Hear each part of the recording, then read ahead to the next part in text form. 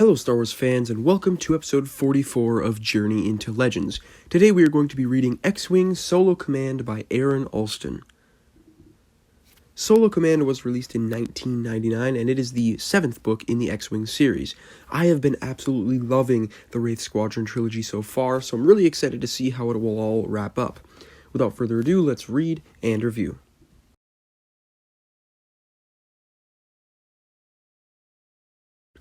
Alright, so the war with Zinj continues in this book, with the New Republic going on the offensive by attempting to starve Zinj of his resources and bankrupting his empire. Overall, despite some fun missions Wraith and Rogue Squadrons went on, and the pleasure of seeing Han Solo in the role of a fleet commander, this plotline was rather one-note and didn't offer much in the way of entertainment.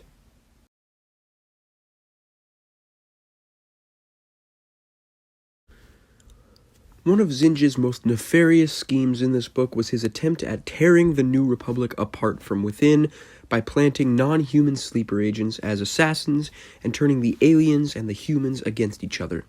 Now, there were some really cool elements to this plotline, such as Taldira from Rogue Squadron attempting to assassinate Wedge, but other than that, I found this storyline to just be a pale imitation of Isard's Krytos virus plot from the Rogue Squadron books.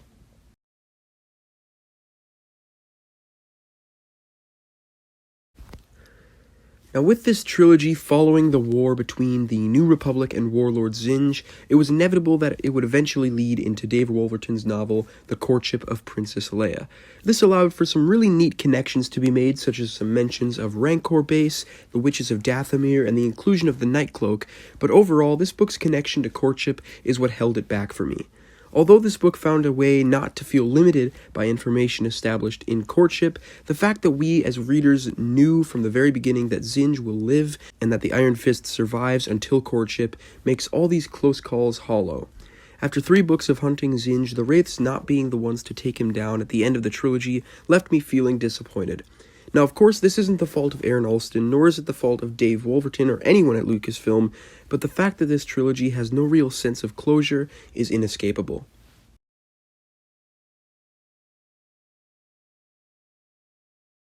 Like the last 2 Wraith Squadron books, the highlight of this book is once again Alston's character work. While the first book did a great job with characters like Kel and Min, and the second book fleshed out Face and Ton, this book delves even deeper into Lara Notzel, aka Garabatothel. After joining Wraith Squadron during the last book, Lara's secret is finally out as Face uncovers her past and exposes her to the Squadron. As her status within the Squadron and her budding relationship with Min crumble, she flees to the aid of Warlord Zinj and is employed on the Iron Fist. But we quickly learn that despite her checkered past, Lara's time with the Wraiths changed her, and she wants nothing more than to take down Zinj from within and return to Wraith Squadron. Her storyline quickly becomes a story of espionage and sabotage within the Iron Fist as she takes control of the ship's functions, all the while giving the New Republic crucial intel. After leading Zinj into an ambush at the planet Selagus, her deception is discovered and she is forced to flee the Iron Fist, freeing the alien test subjects on board in the process.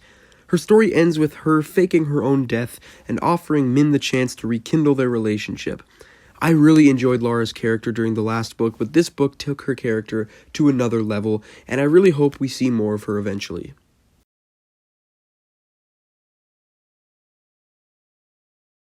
Overall, this was definitely my least favorite of the trilogy, and probably one of the weaker X-Wing books so far. Other than Lara's character development and some fun action sequences, this plot kind of fell flat, since we knew the whole time that Zinj would not be defeated at the end. I'm going to give this book an 80%, putting it just below the Back to War. Don't forget to like, comment, share, and subscribe, and stay tuned for my next video where I'll be reviewing Book 8 of the X-Wing series, Isard's Revenge. See ya.